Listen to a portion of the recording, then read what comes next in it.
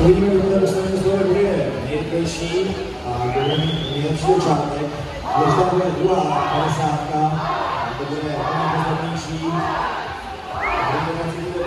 Honka mluví, jestli to společně známo, číslo přejde malé Vesper, který je zároveň také mladší účastníkem té poslední stavby, roční narození 2011.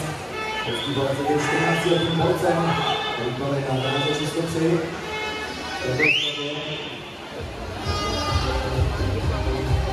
V 50 se není Matěj Holka, 31-51. Na Blenci se musí šestnička.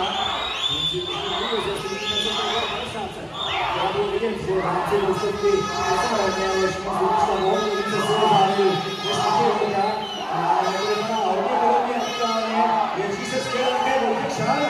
A teď je otázka, který si to přívodců v závěru, na tom bude nejlépe. Je tam Matěj Holka stále na první pozici před Šimone Zvučkou a Vojtěchem Šárou.